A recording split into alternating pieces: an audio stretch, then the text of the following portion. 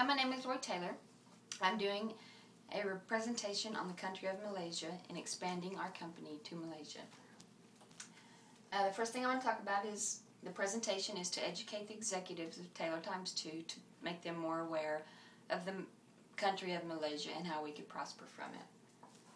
The Malaysian history and culture. There are two parts of Malaysia, the west and the east. They are both very mountainous, and they are both very well forested.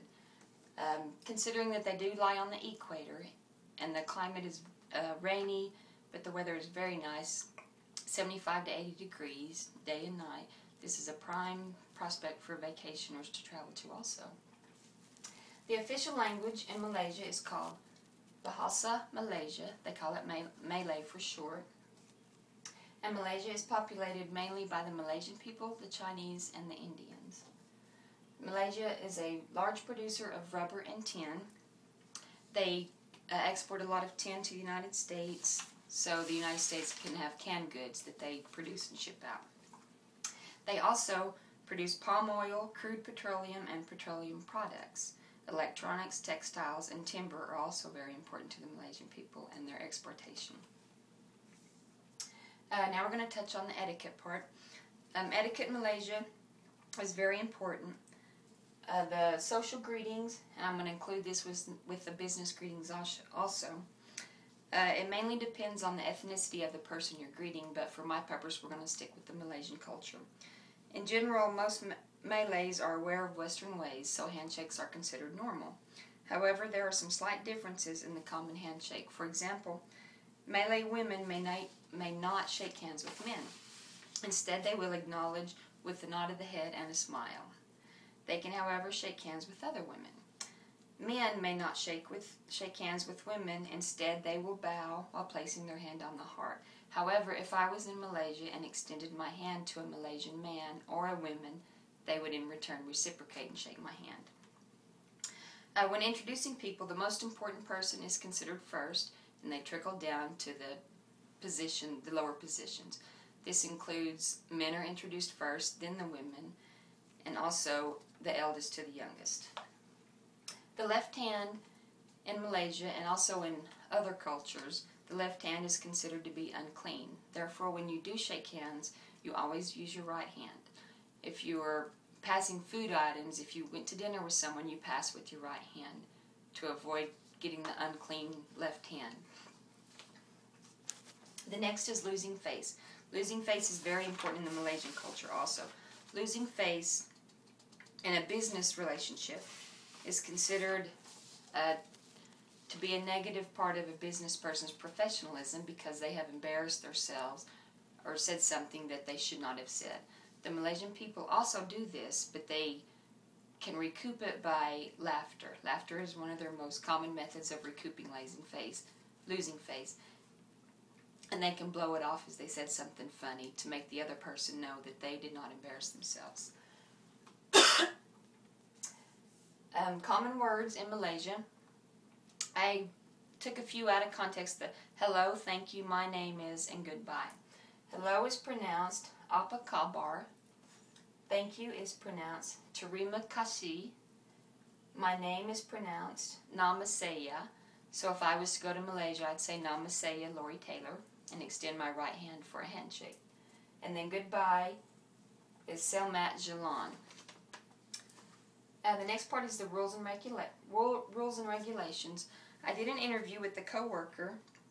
Unfortunately, there was a terminal illness in his family, and he felt he needed to be there, which I understood, and put him and his family in my thoughts and prayers.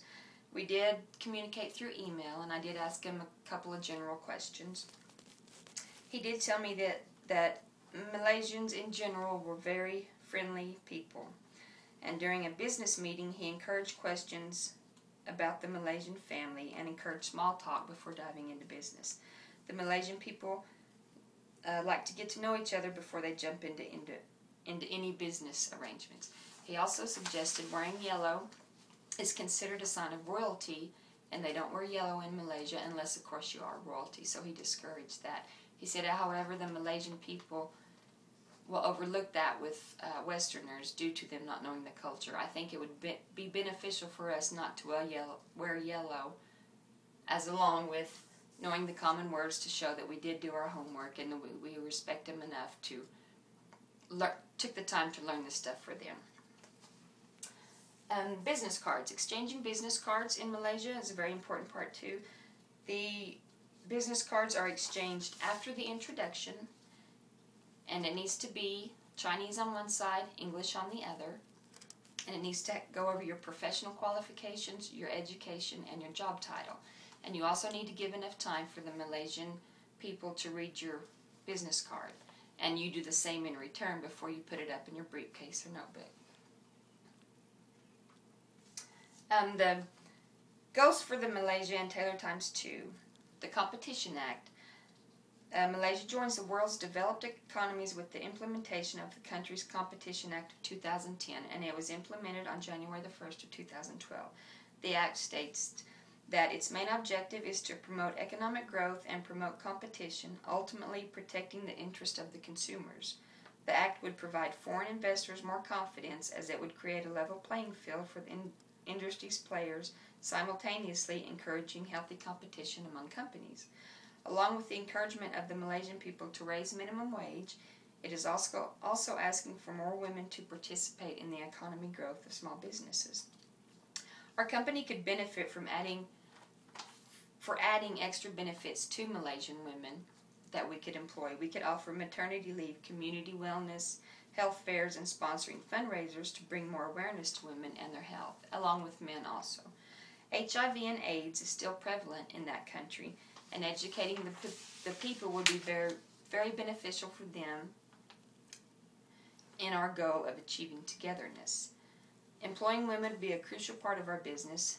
There are not many jobs in Malaysia for the women, with the exception of powerful companies employing women of certain ethnicities. Therefore, many women do house cleaning jobs for the more financial stable families and the businesses. These kind of jobs are paid at a very low rate of pay, and with a family where the mother and father both work, which is beginning to become more common now, so they can take care and financially raise their family. I want to thank you for coming. Again, my name is Lori Taylor, and I hope you have a great day. Thank you.